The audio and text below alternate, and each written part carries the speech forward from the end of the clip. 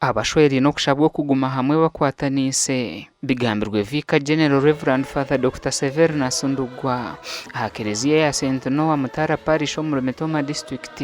Ubu Evariste ndiyabishoborera birenajaguze emyaka 50 mu bushwere n'omukazi we Angelina bashemerirwe bari kusimana Ruhanga byabakorire.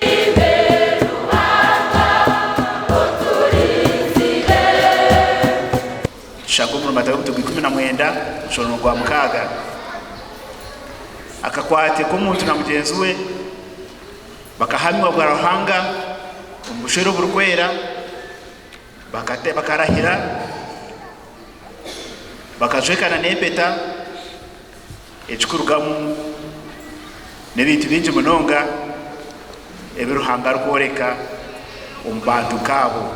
Aba babanze no kugarukamo kutereberagano by'obushwere okundana mpaka barugiro mu magara gensi.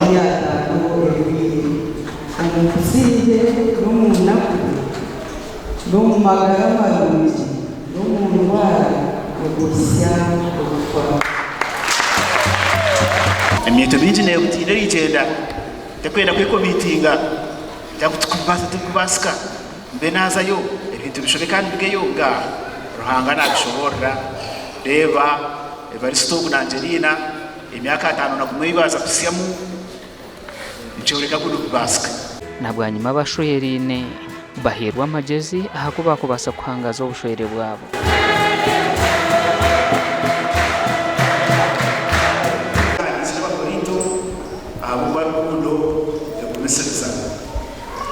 Rukundo ejireba basi rukundo tetiri hari narene yitso teyetungura naro kugire kikabu rukundo teyendeza kandi biswa kurusha rukundo ebera byona ekiza byona.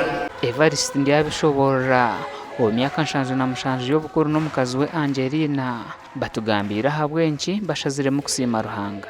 Kanshi mukunzi leo n'ukugira rukundo yo kukunda nakunda na yajiri kiniga nakunda na wamushobeza nakunda tuzirima abana zirabana munana na munonge kindi kwenda kusimira Ruhanga n'omushijo gwo kugire n'icyo nirungi mushijo gudaragisire kubona bonesa tukakwatanisa hamwe urugendo rwo kushobesa abana.